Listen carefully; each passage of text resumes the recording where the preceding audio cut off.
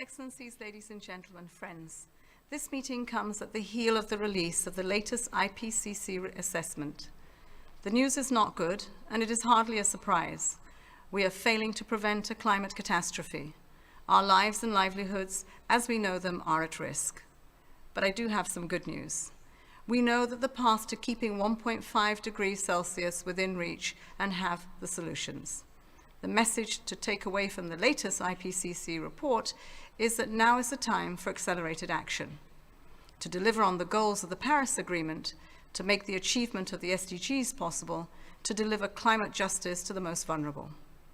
The Secretary-General has proposed a Climate Solidarity Pact, where all big emitters make extra efforts to cut emissions, and wealthier countries mobilize financial and technical resources to support emerging economies in a common effort to keep 1.5 alive.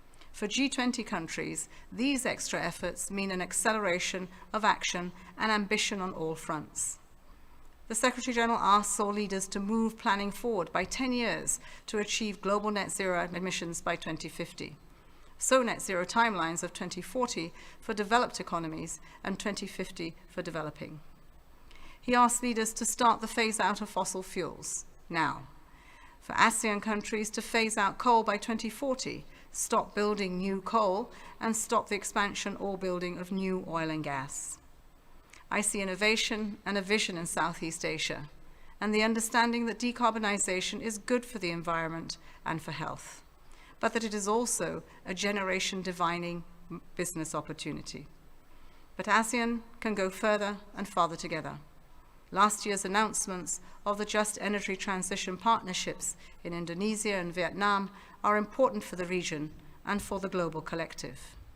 You are pioneering a new framework for cooperation and collaboration to accelerate a just transition away from coal to renewables that is country-led and country-owned. This is fair and inclusive, and that does not sacrifice development. We need international cooperation and support to also speed the decarbonization of high-emitting sectors. No one country alone will crack the nut to decarbonizing steel, cement, shipping, and aviation sectors. To ramp up renewables, we will need investments of up to $4 trillion a year. The World Bank Spring meetings next month represents the first litmus test of the international community's resolve to answer the call to fundamentally reform the international financial architecture this year, to enable affordable, low-cost capital to flow to the places that need it most, the developing world, at the pace and scale science demands. Just as no one country alone can tackle the climate crisis, we need the private sector to play its part in the global transition to net zero by 2050. And CEOs to prepare and present credible transition plans in line with the recommendations of the high-level expert group on net zero commitments. And align your business, operations, and investments to the goals of the Paris Agreement that are grounded in real emission cuts, not on low-integrity carbon credits and shadow markets.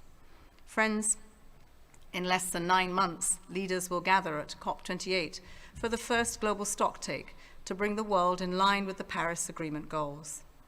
In less than 6 months, the world will gather in New York for the Summit of the SDGs and the Climate Ambition Summit. We fully hope and expect a strong showing by the Southeast Asian region as champions of this acceleration agenda. It is what our planet and our peoples need. Southeast Asia is an economic powerhouse, and I hope you will embrace this opportunity to make it a green one. Thank you.